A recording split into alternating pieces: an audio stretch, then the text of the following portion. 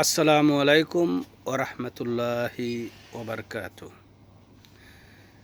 হাদিসে মিশকাত শরীফের মধ্যে বলেছেন চারটি বাক্য যেটা মোস্ট ইম্পর্টেন্ট। এক নম্বরে হচ্ছে সুবাহান আল্লাহ, অর্থ আল্লাহ পবিত্র।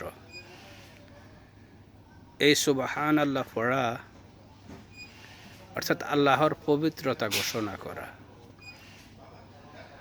দুই নম্বর হচ্ছে আলহামদুলিল্লাহ।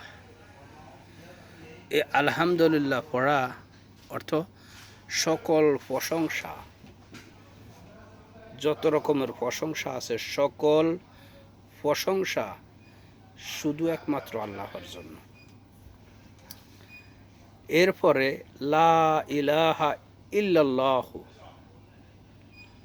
অর্থ আল্লাহ ছাড়া কোনো মাবুদ নাই। আল্লাহ এক ও অদ্বিতীয়, তার কোনো শরিক নাই। আল্লাহ ছাড়া কোনো মাবুদ নাই, এটা ঘোষণা করা। 4 নম্বর হচ্ছে আল্লাহু আকবার, অর্থাৎ আল্লাহ মহান। এই 4টি বাক্য মিশকাত শরীফের 2294 নম্বর হাদিসে বর্ণনা করা হয়েছে যে এই বাক্যগুলো পড়লে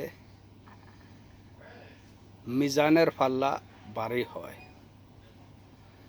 আসুন আমরা উঠতে বসতে, কাজে ক্ষেত্রে, প্রত্যেকটা কাজে আল্লাহর এই 4টি বাক্যরে স্মরণ করি।